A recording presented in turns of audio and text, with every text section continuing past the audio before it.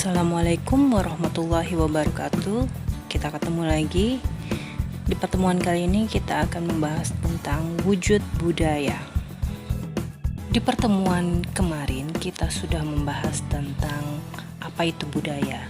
Mungkin kalian sudah punya sedikit pandangan tentang pengertian budaya. Sekarang kita perjelas lagi apa itu budaya, karena di dalam budaya itu terdiri dari 3 wujud budaya menurut Kuncoro Ningrat. Kebudayaan dibagi dalam 3 wujud, yakni ide, aktivitas, dan artefak. Untuk lebih jelasnya tentang apa itu 3 wujud budaya, saya tampilkan video berikut ini. Perhatikan ya.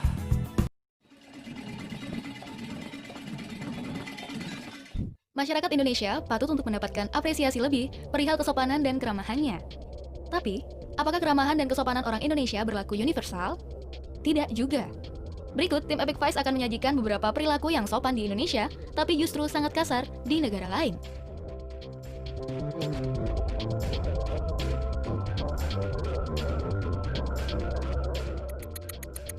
Memberi tip.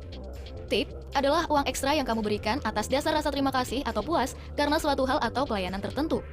Di Indonesia, tip adalah hal yang sangat umum dilakukan, bahkan sudah menjadi tradisi. Sayangnya, pemberian tip di negara Jepang bukanlah sebuah hal yang lumrah. Memberikan tip kepada seseorang di Jepang sama dengan penghinaan luar biasa loh. Bukan hanya penghinaan, kalau kamu memberi tip di Jepang, kamu akan dicap sombong dan merendahkan pekerjaan seseorang yang kamu berikan tip. Tersenyum. Senyum adalah ibadah, betul? Orang yang mudah senyum akan dicap sebagai orang yang ramah. Itu di Indonesia. Di Rusia, simbol bahasa tubuh berupa senyuman adalah sebuah isyarat intim.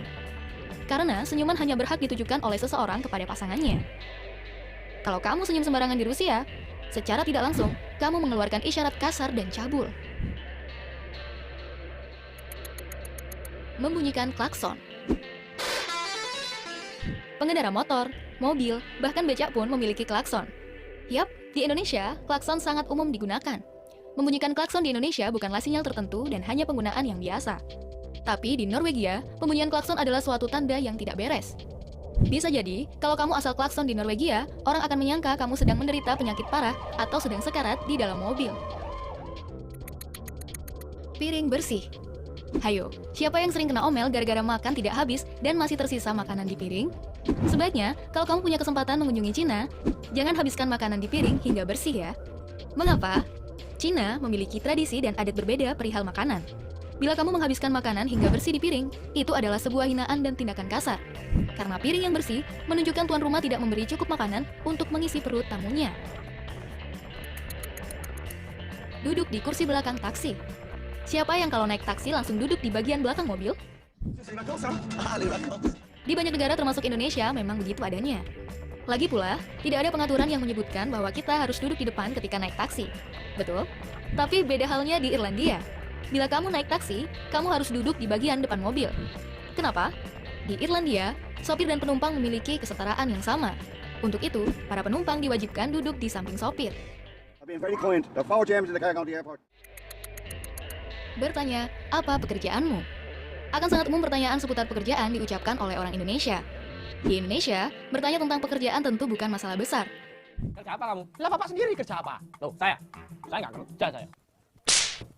Berbeda halnya di Belanda. Pertanyaan seputar pekerjaan akan sangat menyinggung orang yang ditanya. Mengapa begitu? Karena Belanda adalah negara yang sejahtera. Jadi, setiap orang-orang di Belanda menganggap bahwa mereka memiliki kesetaraan dalam hal posisi dan pekerjaan. Oke teman-teman, jadi dalam perbedaan ini bisa aja itu ada yang sama dari daerah kalian mungkin ya, karena di Indonesia kita punya tradisi yang berbeda-beda. Oh ya guys, dan sebelum kita mulai, jika kalian belum subscribe channel Veron, ayo subscribe, ada link di sini, dan kalian bisa lihat dua-duanya channelnya. Jadi aku punya channel bahasa Inggris dan bahasa Indonesia. Ya.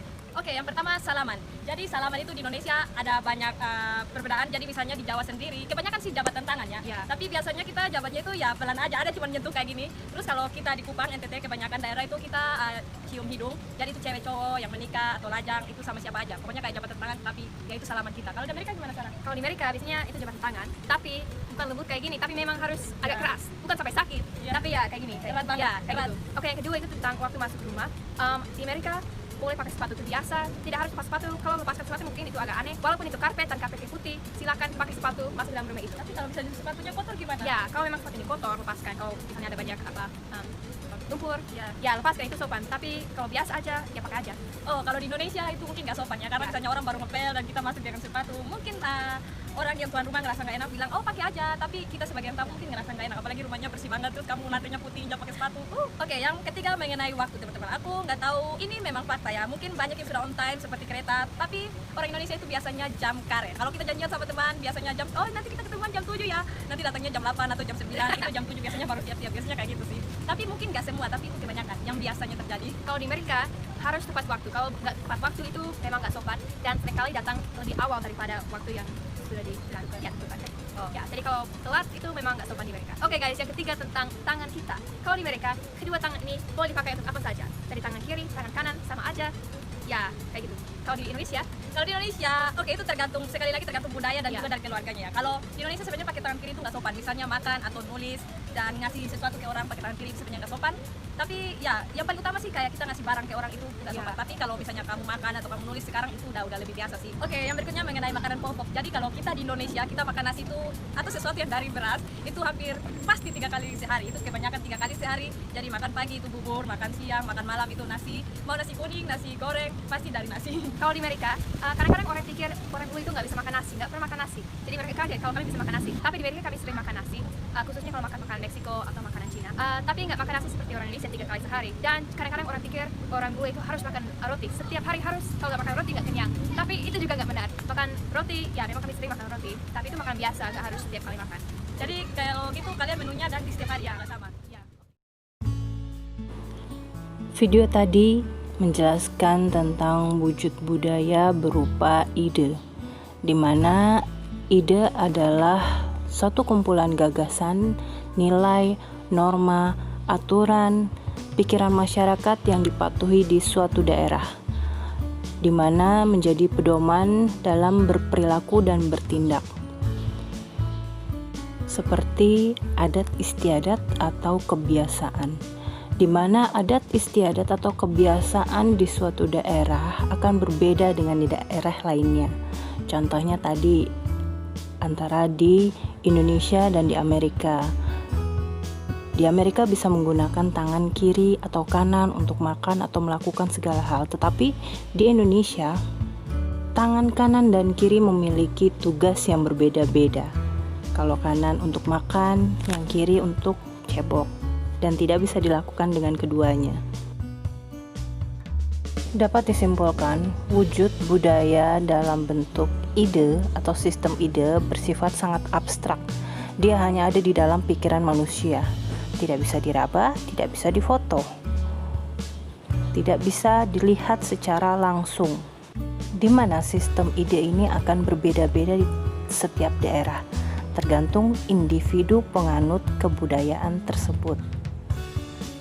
Disinilah toleransi perlu kita kedepankan untuk menjaga kedamaian dan ketentraman bersama.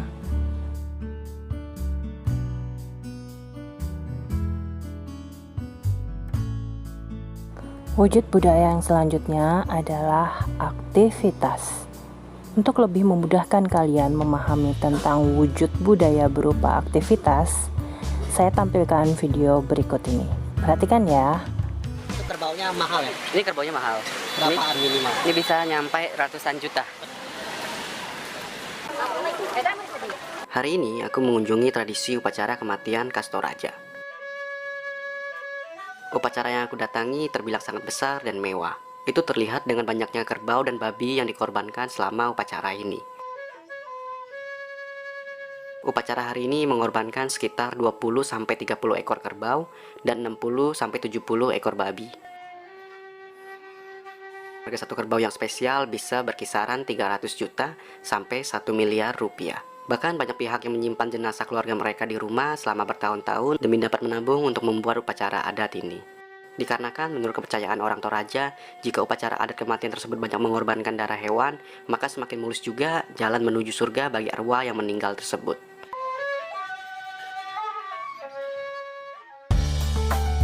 Video tadi menjelaskan tentang wujud kebudayaan sebagai sistem aktivitas. Wujud kebudayaan ini bersifat konkret, dapat difoto atau bisa dilihat, berbeda dengan sistem ide. Aktivitas ini merupakan suatu hasil dari aktualisasi ide yang ada dalam pikiran manusia, berupa suatu kegiatan atau tindakan. Wujud kebudayaan yang selanjutnya adalah artefak. Apa itu artefak? Artefak adalah wujud kebudayaan yang paling konkret, bisa dilihat, bisa diraba secara langsung oleh panca indera. Contoh artefak seperti gambar yang ada di sini, seperti kemenyan, patung-patung persembahan, dan lain-lain. Contoh artefak lainnya seperti yang ada di video yang sudah saya tampilkan sebelumnya. Di pemakaman di Toraja ada artefak berupa kerbau, tanduk kerbau, rumah adat Toraja. Itu yang termasuk ke dalam artefak. Wujud budaya sistem artefak itu bersifat sangat konkret, dapat dilihat secara nyata, dapat dipegang, dapat difoto. Ya, contohnya seperti ini. Sampai sini, apakah kalian sudah paham tentang wujud budaya?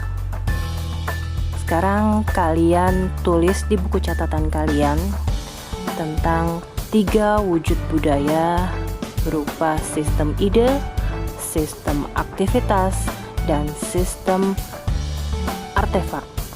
Cari dari Google, dari YouTube, ketiga contoh wujud budaya tersebut. Oke, sampai sini pertemuan kita. Sampai jumpa minggu depan. Assalamualaikum warahmatullahi wabarakatuh.